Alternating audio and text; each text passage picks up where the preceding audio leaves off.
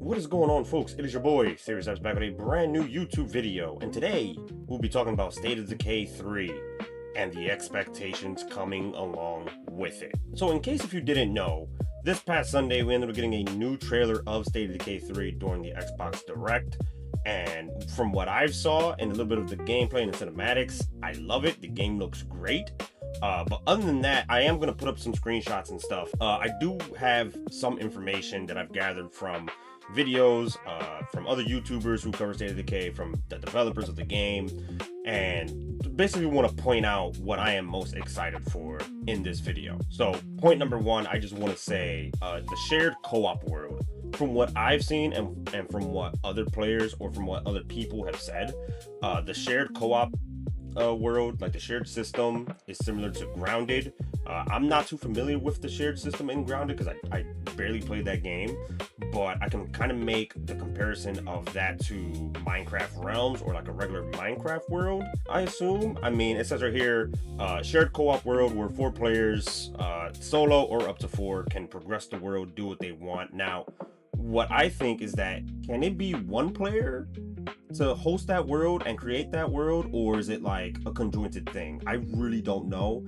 I don't really have the specifics on that, but still a shared co-op world where any player, whether it's 1 or 2 of them, or obviously even 4, can join, progress the world, do what they gotta do while other players are offline. That is still pretty cool.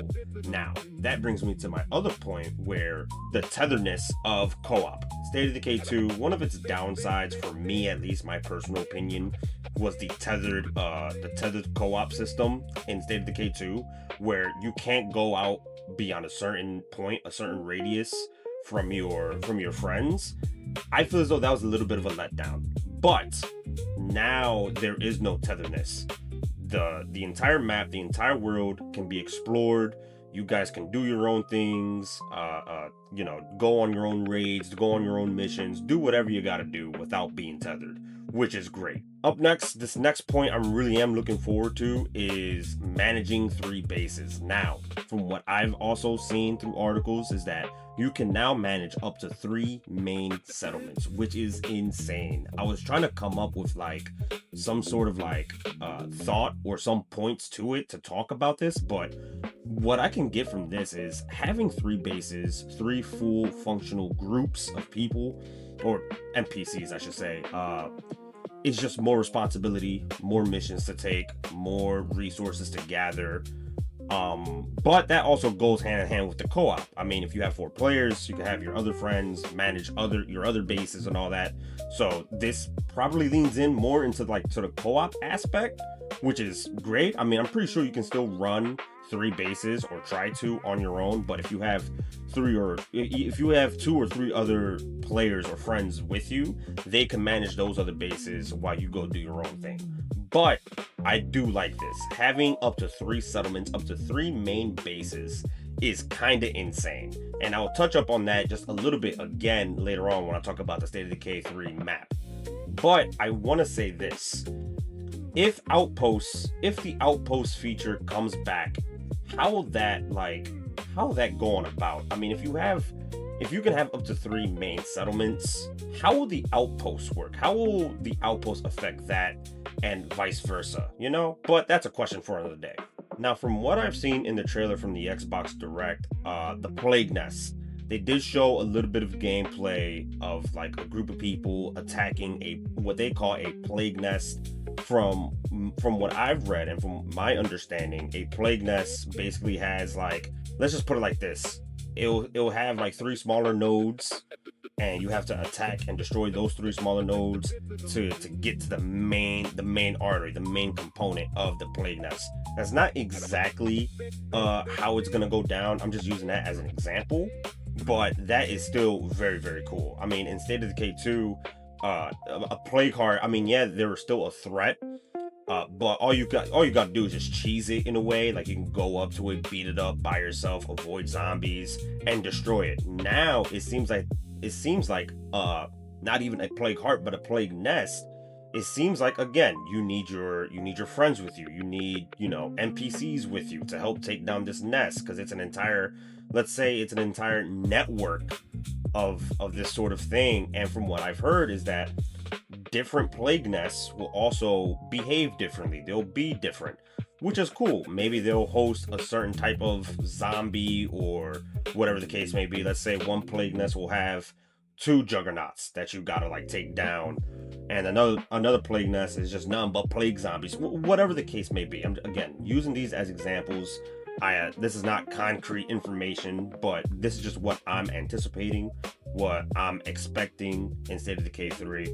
So yeah, there's that. What I really am most excited about, mainly about State of Decay 3, is the map.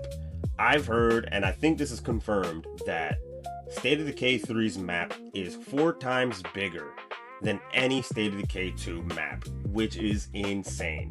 I cannot wait to explore this map to see what it has to offer. Also, this goes to what I said earlier, managing up to 3 settlements. So this map is big enough for you to have 3 full-length settlements in your playthroughs, which is great. Also, the map is fully open at the start of the world, which another great point, especially if you want to play co-op. You don't have to unlock a certain area or whatever the case may be to play with your friends, or anything like that.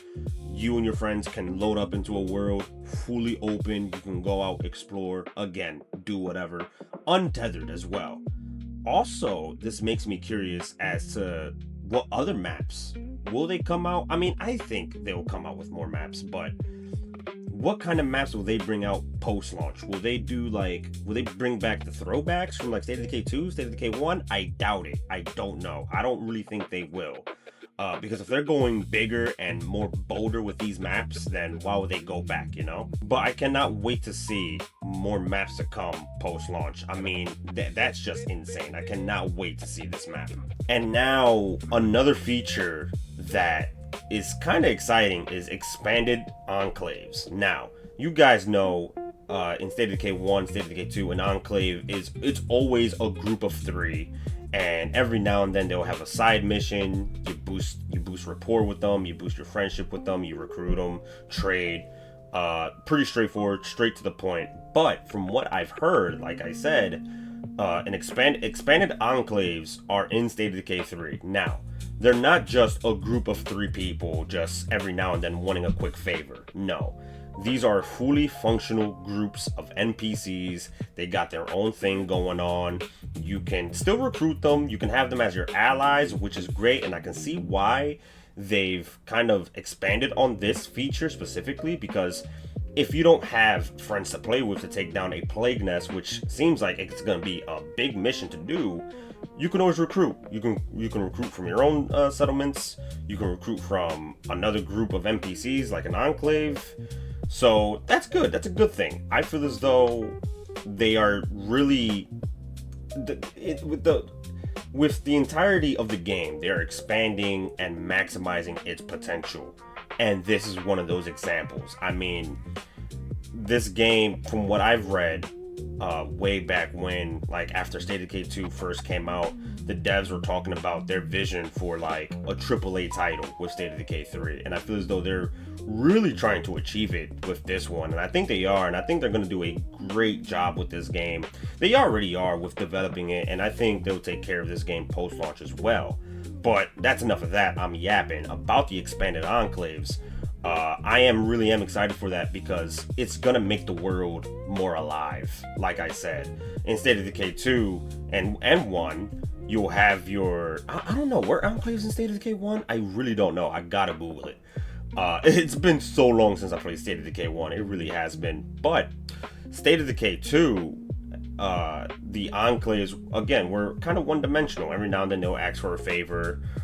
You build rapport with them. It was the same thing over and over again. Now I'm thinking maybe these enclaves, now that there'll be more of a group, more of a settlement of NPCs, they'll have their own thing going on. Maybe they'll have their own quest line that you can do, a series of quests that you can do with these guys and achieve more, accomplish more. Like I said, you can still recruit people from these groups. From what I've read, you can still recruit them, have them as allies to go on missions, which is great if you don't have your friends on. So let's see. But folks, that is all. This is a very quick, short video. I just want to talk about the quick points that I have for State of Decay 3. I am really excited. It's been a long time coming. I remember when they first announced State of Decay 3, and I was super excited. But yeah, folks, let me know what you expect from State of Decay 3. What are you anticipating the most? Leave comments down below. And as always, see you on the next one. Peace out.